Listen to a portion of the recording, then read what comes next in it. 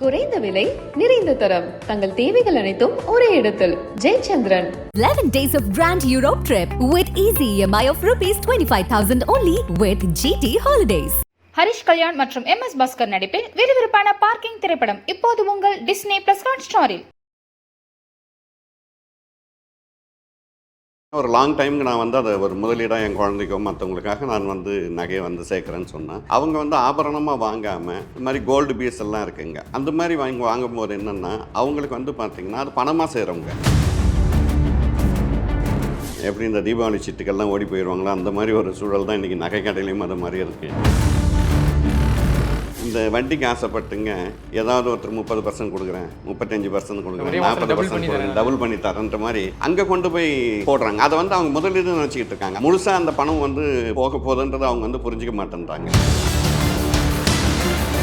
சில வீட்டிலலாம் 2-3 கார் வச்சுருக்காங்க. நீங்கள் பார்த்தீங்கன்னா ஒன்றுமே இல்லைங்க. வாங்குகிற சம்பளம் ஃபுல்லாக பார்த்தீங்கன்னா இஎம்ஐக்கு தான் போயிட்டுருக்குங்க. இன்றைக்கி வந்து பார்த்தீங்கன்னா காருக்குங்க, 2 வீலர் இருக்குங்க, இந்த மாதிரி தேவையில்லாத பொருட்கள் எப்போ ஒரு நாள் எடுக்கணும் பாருங்கள், அதுக்கு தான் இவங்க இஎம்ஐயை கட்டிகிட்டு இருக்காங்க. ஒரு இடத்துல நம்ம வேலை பண்ணுறோம்னாங்க ஒரு 3லேருந்து 6 மாதம் சம்பளமாவது நம்ம பேங்க்கில் எப்பவுமே வச்சுக்கணுங்க. ஒரு இடத்துலேருந்து வேலைக்கு விட்டுட்டு வெளியே வரோம்னா நமக்கு 6 மாதத்துக்கு ஏற்கனவே குடும்பத்தில் என்னெல்லாம் வசதி வாய்ப்புகள் இருக்கோ அந்த வசதி வாய்ப்புகள் தொடரணுங்க. அந்த மாதிரி தொடர்ந்தால் மட்டும்தான் என்கிட்ட பணம் இருக்குது, வீடு வாங்குறது பெஸ்ட்டாக இல்லை வந்து நான் நிலமாக வாங்கி போடுறது பெஸ்ட்டான்னு பார்த்தா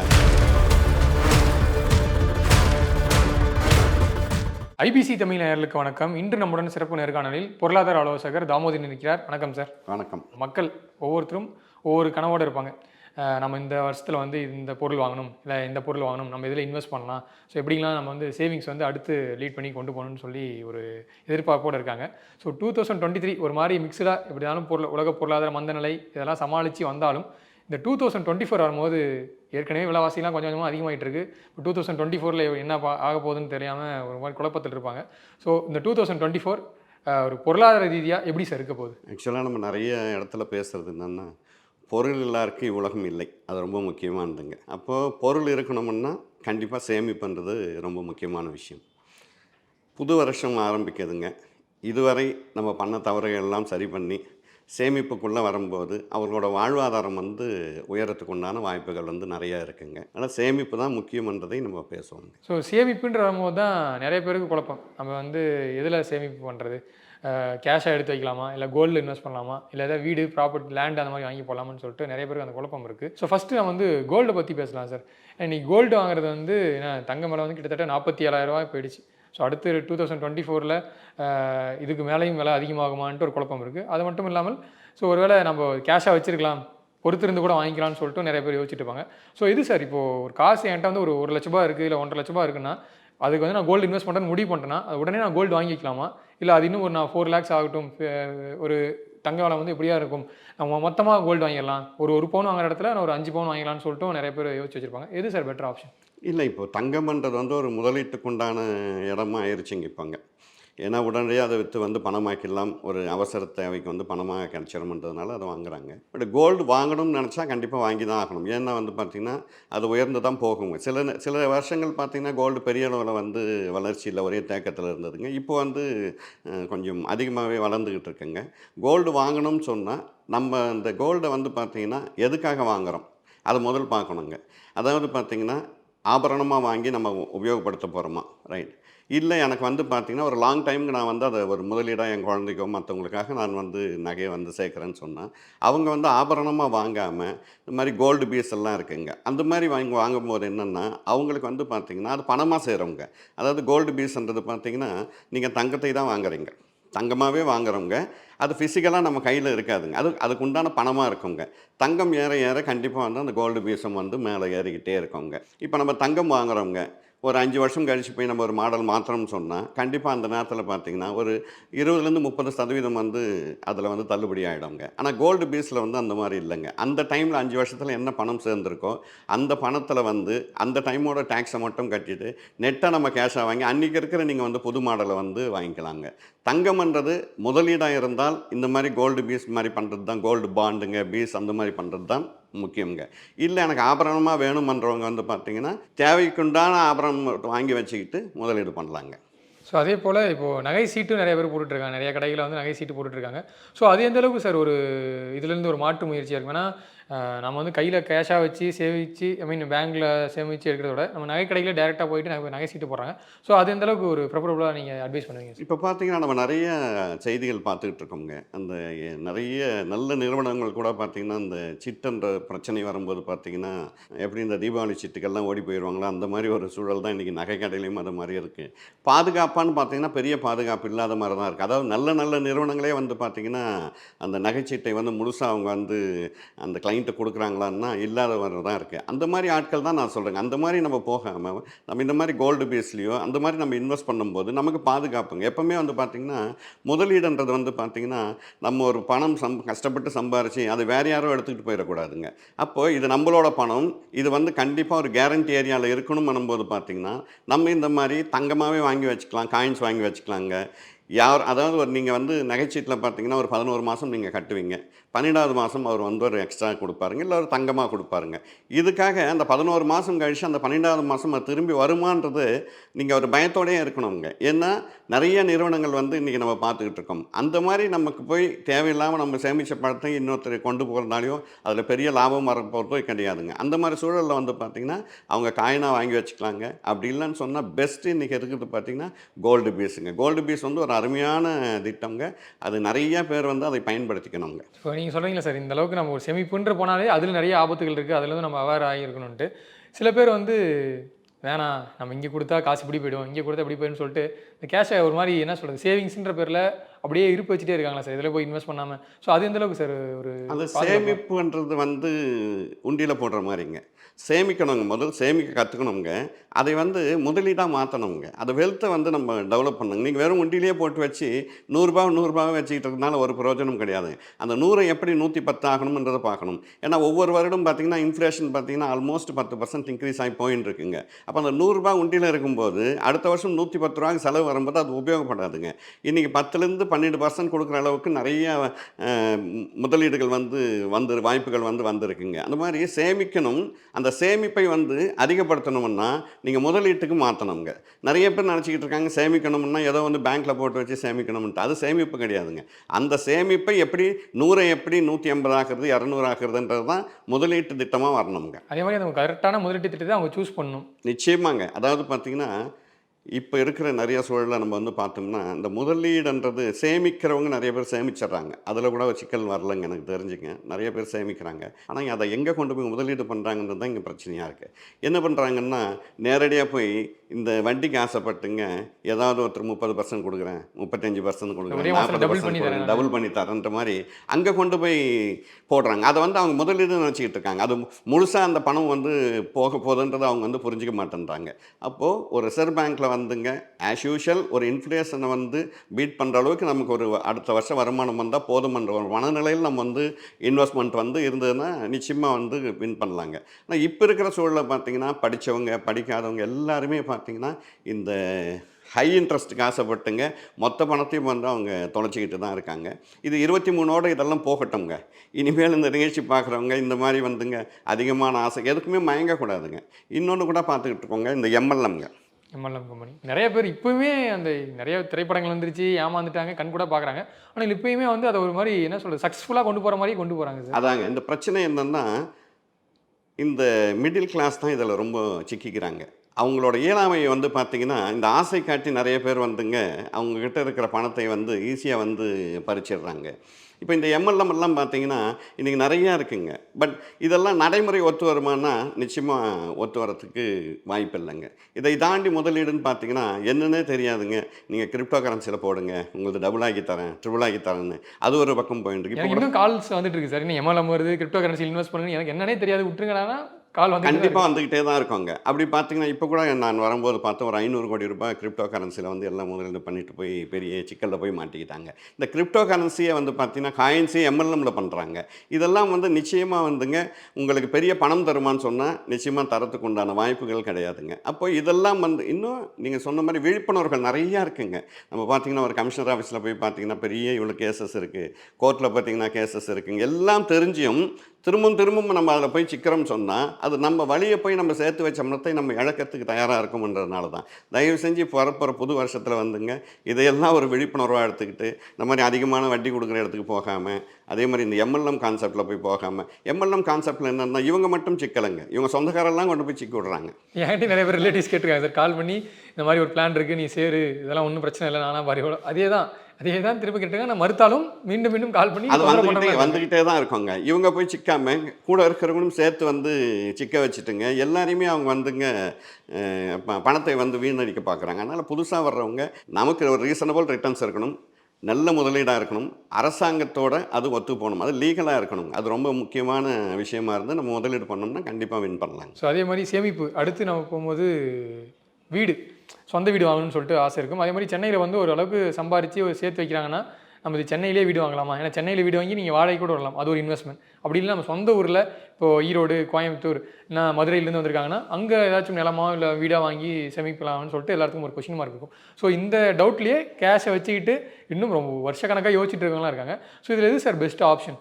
அதாவது பார்த்திங்கன்னா எல்லாருக்கும் ஒரு வீடுன்றது வந்து ரொம்ப முக்கியமான ஒரு விஷயங்க. எல்லாருக்குமே ஒரு வீடுன்றது இருக்கணுங்க. பட் அதை நம்ம எந்த இடத்துல வாங்க போகிறோம், எவ்வளோ இன்வெஸ்ட் பண்ண போகிறோம், அது மூலிமா நமக்கு என்ன ரிட்டர்ன்ஸ் வரப்போகுதுன்றதும் பார்க்கணுங்க. இப்போது 90% நம்ம இஎம்ஐ போட்டுட்டு நம்ம லோன் வாங்கிட்டு நம்ம வந்து வீடு வாங்குறோம்னா நம்ம சொந்த வீடு நிச்சயமாக இல்லைங்க. அது வந்து ஒரு பெரிய போராட்டத்தை வந்து கொடுக்குங்க. வீடுன்னா கண்டிப்பாக எங்கிட்ட வந்து 60-70% பணம் இருக்குங்க. மீதி ஒரு 30-40% நான் வந்து இஎம்ஐ போடுறேன்னு சொன்னால் ஓரளவுக்கு நம்ம வந்துங்க இன்றைக்கி இருக்கிற அவங்களோட சேலரிக்கு தகுந்த மாதிரி அவங்க வந்து அதை வந்து சொந்த வீடாக மாற்றிக்கலாங்க. இதை தாண்டி எங்கிட்ட பணம் இருக்குது, வீடு வாங்குறது பெஸ்ட்டாக இல்லை வந்து நான் நிலமாக வாங்கி போடுறது பெஸ்ட்டான்னு பார்த்தா இன்றைக்கி ரொம்ப தூரத்தில் இப்போ நீங்கள் சொன்ன மாதிரி பொள்ளாச்சி பக்கம், நாமக்கல் பக்கம், கோயம்புத்தூர் பக்கம் இந்த மாதிரிலாம் பார்த்திங்கன்னா நிறைய லேண்ட்ஸ் இருக்குங்க. இதுக்கு இதுக்கு 1 கோடி ரூபாய் முதலீடு பண்ணுறேன்னா அந்த இடத்துல நான் 1 கோடி ரூபாய் முதலீடு பண்ணும்போது அதை வந்து என் விலை நிலையமாக மாற்றும் போது அதில் ரெகுலர் வருமானம் வருதுங்க. இன்னொன்றுங்க, சென்னை மட்டும் இல்லை, நீங்கள் எந்த இடத்துல போய் பார்த்தாலும் பார்த்தீங்கன்னா 10 வருடமாக பார்த்திங்கன்னா பெரிய அளவில் ஒன்றும் இந்த வீடோ இல்லை இடத்துக்கோ பெரிய ரேட் வந்து இன்க்ரீஸ் ஆகலைங்க. அதே ஒரு தேக்கத்தில் தான் நின்றுக்கிட்டு இருக்குங்க. ஆனால் நிலமாக பார்க்கும்போது இன்க்ரீஸ் ஆகின்னு தான் இருக்குங்க. ஏன்னா இன்றைக்கி பார்த்திங்கன்னா எனக்கு தெரிஞ்ச ஒருத்தர் வந்து பார்த்திங்கன்னா சென்னையில் வந்து வீடு வாங்குறதா வந்து 3 கோடி ரூபாய் வச்சுக்கிட்டு இருந்தாருங்க. அதே 3 கோடியை தேனியில் போய் ஒரு இடம் வாங்கினாருங்க, தோப்பு வாங்கினாருங்க. இன்றைக்கி அந்த தோப்பு மூலிமா அவருக்கு வருஷம் வருமானம் வந்துகிட்டு இருக்குங்க.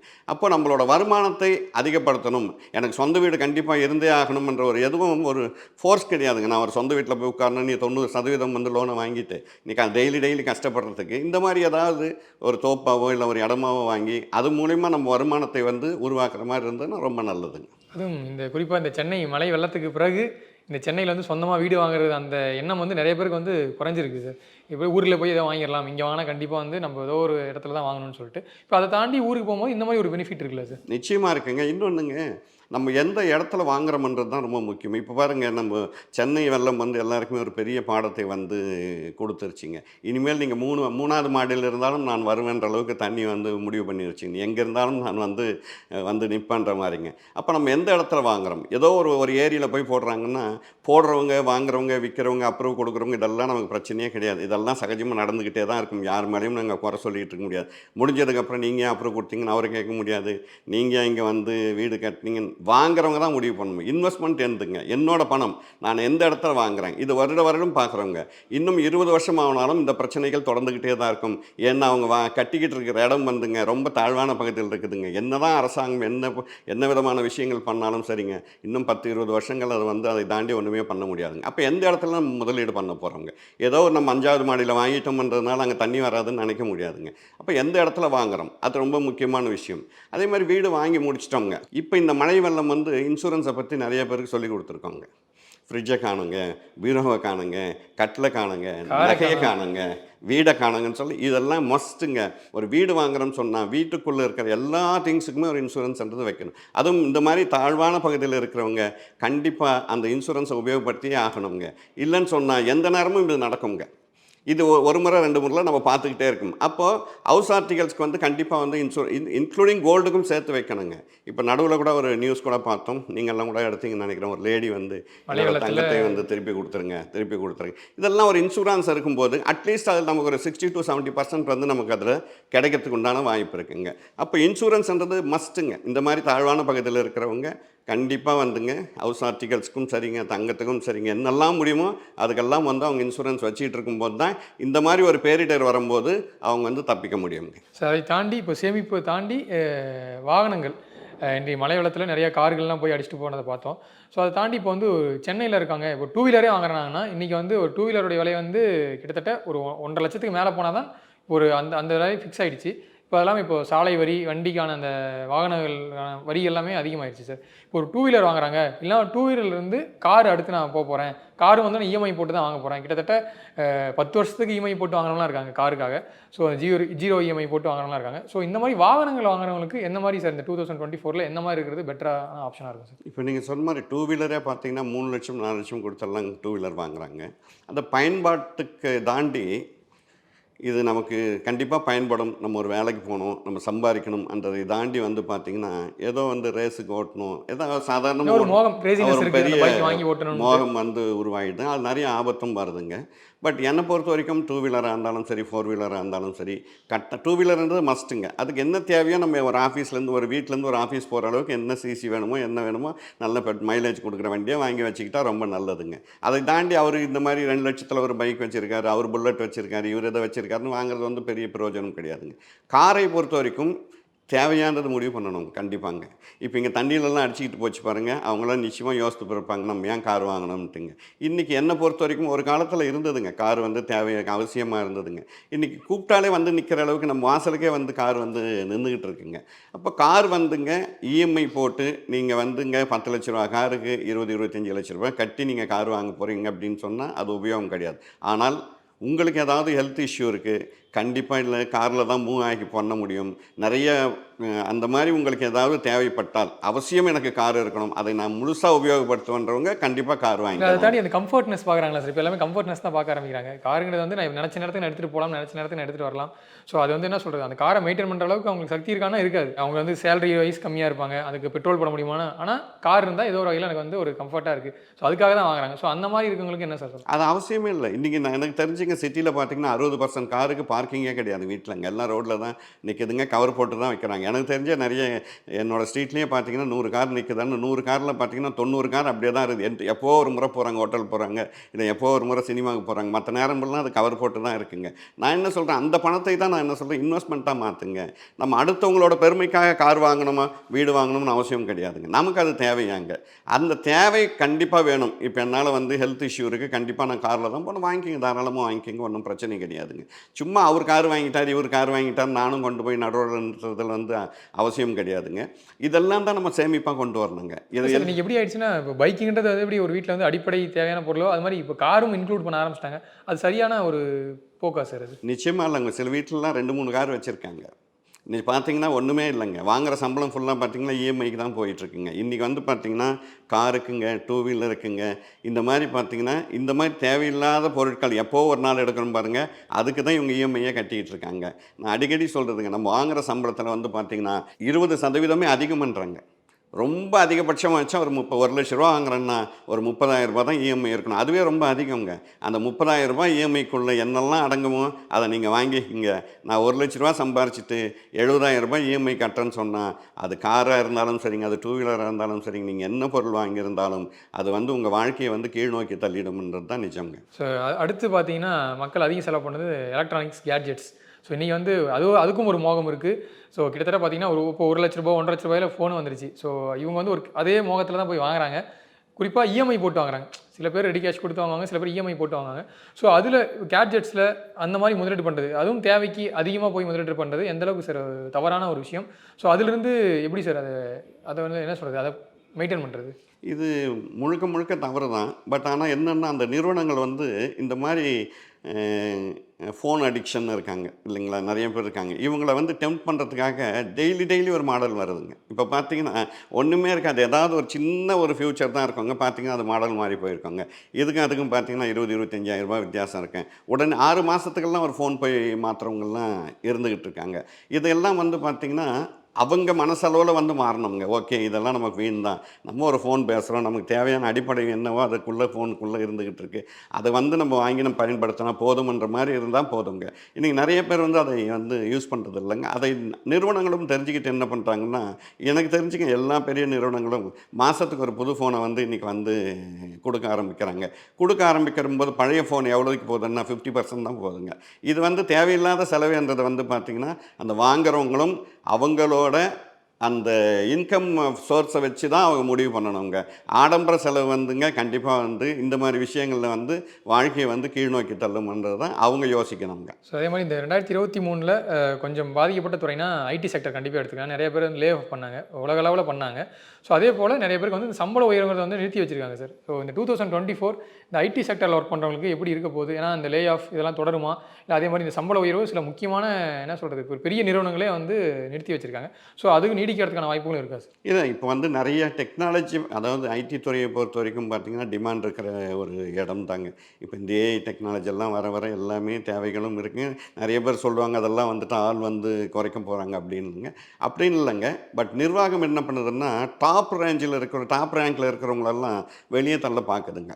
நார்மலாக இப்போ ஒருத்தர் வந்து 4 லட்ச ரூபாய் நம்ம கொடுக்குறோம் மாதம்னு சொன்னால், அந்த இடத்துல புதுசாக வர்றவங்களை எடுக்கும்போது பார்த்திங்கன்னா அவங்களுக்கு வருஷத்துக்கே 4 லட்ச ரூபாய் கொடுக்க வேண்டிய ஒரு கட்டாயத்துக்குள்ளே வராங்க. அப்போ என்ன ஆகுதுன்னா, அந்த டாப் ரேங்கில் இருக்கிறவங்கெல்லாம் பார்த்திங்கன்னா எப்போவுமே ரொம்ப கேர்ஃபுல்லாக தான் இருக்கணும். அவங்கள தான் சீக்கிரமாக வந்து வெளியே அனுப்ப பார்ப்பாங்க. இப்போ அவங்க தான் வந்து முடிவு பண்ணணும், நமக்கு இந்த சம்பளம் வந்து கடைசி வரைக்கும் வரும்ன்றதை அவங்க நினைக்கவே கூடாதுங்க. இன்றைக்கி நான் வாங்கிட்டு இருக்கிற சம்பளம் வந்து பார்த்திங்கன்னா இதே எனக்கு தொடரும் அவங்க நினச்சாங்கன்னா சிக்கலில் போய் மாட்டிப்பாங்க. அப்போது இப்போ வாங்குகிற சம்பளத்தில் எவ்வளோ சேமிச்சிக்க முடியும்ன்றது தான் அவங்க முக்கியமாக பார்க்கணும். எல்லா துறையிலையுமே பார்த்திங்கன்னா ஆட்கள் குறை பண்ணுறது இருக்க தான் செய்யுங்க. அதை ஒன்றும் அவாய்ட் பண்ண முடியாதுங்க. புதுசாக வந்துகிட்டு இருக்காங்க. புதுசாக வரும்போது என்னென்னா இந்த சேலரி தாங்க எக்ஸ்பென்சஸ் இன்றைக்கி வந்து எல்லா நிறுவனமும் கட் பண்ண வேண்டிய ஒரு கட்டாயத்துக்குள்ளே இருந்துக்கிட்டு இருக்காங்க. அப்போது நம்ம யாருக்கு அதிகமாக சம்பளம் கொடுக்குறோம், அவர் வெளியே அனுப்பிட்டா அதுக்கு அடுத்து கீழே இருக்கிறவரை அந்த அளவுக்கு நம்ம ட்ரெயின் பண்ணலாமா, இதை தான் வந்து எல்லா நிறுவனமும் பார்க்குங்க. இப்போ அதிகமாக சம்பளம் வாங்குறவங்க என்ன பண்ணணும்னா, இந்த மாதிரிங்க நான் கார் வாங்குகிறேன், ஃபோனை வந்து புதுசாக மாற்றுறேன்னு சொல்லாமல் ஒரு அடிப்படை தேவைக்கு அட்லீஸ்ட் எனக்கு தெரிஞ்சுங்க ஒரு இடத்துல நம்ம வேலை பண்ணுறோம்னாங்க ஒரு 3லேருந்து 6 மாதம் சம்பளமாவது நம்ம பேங்க்கில் எப்பவுமே வச்சுக்கணுங்க. ஒரு இடத்துலேருந்து வேலைக்கு விட்டுட்டு வெளியே வரோம்னா நமக்கு 6 மாதத்துக்கு ஏற்கனவே குடும்பத்தில் என்னெல்லாம் வசதி வாய்ப்புகள் இருக்கோ அந்த வசதி வாய்ப்புகள் தொடரணுங்க. அந்த மாதிரி தொடர்ந்தால் மட்டும்தான் நடக்குங்க. வந்த சம்பளத்தையெல்லாம் அந்தந்த மாதமே அவங்க செலவு பண்ண ஆரம்பித்தாங்கன்னா இந்த மாதிரி வந்து வேலையிலேருந்து வெளியே இப்போல்லாம் மெயில் தாங்க, நாளைக்கு காலையில் வேலை இருக்கா இல்லையான்னு தெரியாதுங்க. அந்த ஒரு சூழலில் இருக்கும்போதுங்க இந்த மாதிரி ஹை ரேஞ்சில் இருக்கிறவங்க, ஹை ரேங்கில் இருக்கிறவங்கலாம் ரொம்ப கேர்ஃபுல்லாகவே இருந்தாகணுங்க. ஸோ இது எல்லாத்துக்கும் கடைசியாக வர்றது வந்து இந்த இஎம்ஐ, கிரெடிட் கார்டு. ஸோ இது 2 தான் வந்து மிகப்பெரிய ஒரு மாத சம்பளம் வாங்குறவங்களுக்கு ஒரு மிகப்பெரிய தலைவலியாக இருக்கும். ஸோ இந்த இஎம்ஐ, கிரெடிட் கார்டு இதில் வந்து எந்தெல்லாம் தவிர்க்கப்பட வேண்டியது? ஏன்னா வந்து நீங்கள் சொல்கிற மாதிரி ஒரு பொருள் இஎம்ஐயில் வாங்கலாம். இன்றைக்கி வந்து வீட்டில் இருக்க ஒரு 10 பொருள் இருக்குன்னா அது 10 பொருளும் இஎம்ஐயில் தான் போயிட்டுருக்கு. ஒரு 50,000 சம்பளம் வாங்குறாங்கன்னா ஒரு 10 பொருள், fridge, TV, mobile, washing machine, bike, இதுக்கெல்லாம் இஎம்ஐ வந்து தொடர்ச்சி அப்படி போயிட்டுருக்கிறது எந்தளவுக்கு சார் ஒரு ஆபத்தானதாக முடியும்? அது ஆபத்து தானே இல்லைங்களா? சிலர்லாம் 4 இஎம்ஐ கார்டு வச்சுருக்காங்க. இது எதுக்கு வச்சுருக்காங்கன்னு தெரியல. இஎம்ஐ கார்டுன்றது மஸ்ட்டுன்னு வச்சுக்கிங்க. ஒரு கார்டு வச்சுக்கலாம். அது எதுக்காகன்னா ஒரு எமர்ஜென்சிங்க. எனக்கு வந்து திடீர்னு ஒரு பணம் வேணும் அப்படின்னா ஓகேன்னு ஒரு 50,000 ரூபாய்க்கு கார்டு இருந்தால் ஒரு சேஃப்டிக்கு ஓகேன்னா வச்சுக்கலாங்க. இவங்க என்ன பண்ணுறாங்க, எல்லா இடத்துலையும் 50,000 வச்சு ஒரு 5 லட்ச ரூபாய்க்கு அமௌண்ட்டை வந்து வர்ற மாதிரி ஒரு 5 கார்டு வச்சுக்கிறாங்க. இப்போ எந்த நிறுவனத்துக்குள்ளே போனாலும் இமிடியேட்டாக வந்து கார்டு வந்து கொடுத்துட்றாங்க. நான் நிறைய இடத்துல பேசியிருக்கேங்க. இந்த மிடில் கிளாஸில் இருக்கிறவங்கள வந்து பார்த்திங்கன்னா அவங்களோட வாழ்வாதாரத்தை வந்து ரொம்ப அழிச்சதே வந்து பார்த்திங்கன்னா இந்த கிரெடிட் கார்டு தாங்க. அதனால் கிரெடிட் கார்டுன்றது வந்து பார்த்திங்கன்னா இந்த 24லேருந்துங்க ஏற்கனவே நிறைய வச்சுக்கிட்டு இருக்கிறவங்க அதை குறைக்க பாருங்கள். 5 கார்டு இருக்கா அதை 2 ஆக்குங்க, 3 ஆக்குங்க, 4 ஆக்குங்க. ஏன்னாங்க இஎம்ஐ கார்டை பொறுத்த வரைக்கும், நீங்கள் கிரெடிட் கார்டை பொறுத்த வரைக்கும் உங்களோட பணம் நீங்கள் ஒரு கார்டில் வாங்கிட்டீங்கன்னா தொடர்ந்து ஒரு 40% நீங்கள் வட்டி கட்டுற சூழ்நிலைக்கு வந்துடுவாங்க. அதாவது 40% கட்டுவீங்க. இது கந்து வட்டியை விட தாண்டி போகுங்க. இது அந்த நேரத்துக்கு ஒரு சுகமாக இருக்கும். ஓகே, நான் இந்த பொருள் வாங்கிட்டேன், அந்த பொருள் வாங்கிட்டேன்ட்டுங்க. ஆனால் அதை நீங்கள் கணக்கு போட்டு பார்த்தீங்கன்னா 40% வந்து நீங்கள் இன்ட்ரெஸ்ட்டே பே பண்ணியிருப்பீங்க. புதுசாக யாருமே என்கிட்ட கார்டே இல்லை அப்படின்னு நினைக்கிறவங்க கார்டே வாங்காதீங்க. அது ரொம்ப ரொம்ப நல்லதுங்க. ஏற்கனவே இருக்கிறவங்க உங்கள் இஎம்ஐ வந்து குறைங்க. கொஞ்சம் கொஞ்சமாக குறைச்சிட்டு புதுசாக எதுவும் இஎம்ஐ வாங்காமல் அதை சேவிங்ஸ் பார்ட்டாக கொண்டு வாங்க. சேமிப்பு தான் ரொம்ப முக்கியமானதுங்க. உங்களை அடுத்த நிலை கொண்டு போகணும்னா சேமிப்பு தான் முக்கியங்க. சேமிப்புக்கு உண்டான வாய்ப்பு இங்கே நிறையா இருக்குங்க. நிறைய இன்றைக்கி வந்து சம்பளம்ன்றது ஒரு பெரிய பிரச்சனை இல்லை. யாரை கேட்டாலும் பார்த்தீங்கன்னா 40,000 50,000 1 லட்சம் தான் சம்பாதிக்கிறாங்க. சேமிப்பு இருக்கான்னு பார்த்தா கண்டிப்பாக இல்லைங்க. அப்போ சேமிப்பு வரணும்னா அவங்களோட அந்த செலவு வந்து பார்த்திங்கன்னா அவங்க வாங்குகிற பணத்தில் வந்து 10லேருந்து 20% தான் இஎம்ஐயாக எதுவாக இருக்கணும். மீதி ஃபுல்லாக அதுலேருந்து ஒரு 20% நம்ம சேமிப்புக்கு மாற்றணும். அப்படி பண்ணால் மட்டும்தான் வரப்போகிற வருடங்கள் வந்து பார்த்திங்கன்னா அவங்களுக்கு வந்து சேமிப்புக்குள்ளே வந்து அதை முதலீடாக மாற்றும் போது மட்டும்தான் அவங்க மட்டும் இல்லைங்க, அவங்க சந்ததி வந்து ஒரு நல்ல நிலையில் போய் நிற்பாங்க. ஸோ உங்களுடைய பார்வையில் இந்த 2024 எப்படி சார் இருக்க போகுது? பொருளாதார ரீதியாக ஓரளவுக்கு ஸ்டேபிளாக இருக்குமா, இல்லை பெரிய அளவில் மாற்றம் வரதுக்கான வாய்ப்புகள் இருக்கா? ஸோ அதை பற்றி சொல்லுங்கள். இல்லை, நிச்சயமாக இருக்குங்க. அதாவது பார்த்திங்கன்னா இங்கே வந்து இப்போ வந்து எலெக்ஷன் வரப்போகுதுங்க. இந்த எலெக்ஷனால் என்ன பெரிய மாற்றம் வரும்னா அப்படி கிடையாதுங்க. அதாவது பார்த்திங்கன்னா இந்தியா வந்து வல்லரசுங்க, பொருளாதாரத்தில் வந்து நம்பர் 1 இருக்குது. இது அரசியலெல்லாம் தாண்டி அது வளர்ந்துக்கிட்டே தான் இருக்குங்க. நிச்சயமாக வந்து பார்த்திங்கன்னா மேல் நோக்கி தான் போகும். இந்த சின்ன சின்ன ஏற்ற இறக்கங்கள் இதெல்லாம் வந்து நடக்க தான் செய்யுங்க. ஓவராலாக பார்க்கும்போது முதலீட்டுக்கு பார்த்திங்கன்னா இந்தியா தான் பெரிய இடம்ன்றதுனால தான் இன்றைக்கி ஃபாரினர்ஸ் எல்லாம் இங்கே வந்து முதலீடு பண்ணிக்கிட்டு இருக்காங்க. அப்போ இந்தியா வந்து கண்டிப்பாக பொருளாதாரத்தில் மேலே போகுதுங்க. அதில் எந்த விதமான மாற்று கருத்தும் இல்லை. யார் வரப்போகிறாங்க, எந்த அரசாங்கம் வரப்போதெல்லாம் இங்கே முக்கியம் கிடையாதுங்க. எந்த அரசாங்கம் வந்தாலும் சந்தையும் மேல் நோக்கி தான் போகுதுங்க. நம்மளோட எக்கனாமியும் மேல் நோக்கி தான் போகுதுங்க. அது எந்த மாற்று கருத்துமே இல்லைங்க. இது தொடர்ந்து வளர்ந்து தான் போயின்னு இருக்கோங்க. கீழ் நோக்கி வரத்துக்கு உண்டான வாய்ப்புகள் நிச்சயமாக இந்தியாவை பொறுத்த வரைக்கும் இல்லவே இல்லைங்க. கண்டிப்பாக சார். இவ்வளோ நேரம் ஒதுக்கி சேமிப்பு, பங்குச்சந்தை வர்த்தகம் பற்றி நிறையா தகவல்களை பகிர்ந்துட்டீங்க. உங்கள் நேரத்திற்கு ரொம்ப நன்றி. நன்றி. குறைந்த விலை, நிறைந்த தரம், தங்கள் தேவைகள் அனைத்தும் ஒரே இடத்தில். Jayachandran. 11 days of Grand Europe trip with easy EMI of rupees 25,000 only with GT Holidays. Harish Kalyan மற்றும் MS பாஸ்கர் நடிப்பில் விறுவிறுப்பான பார்க்கிங் திரைப்படம் இப்போது உங்கள் டிஸ்னி பிளஸ் ஹாட்ஸ்டாரில்.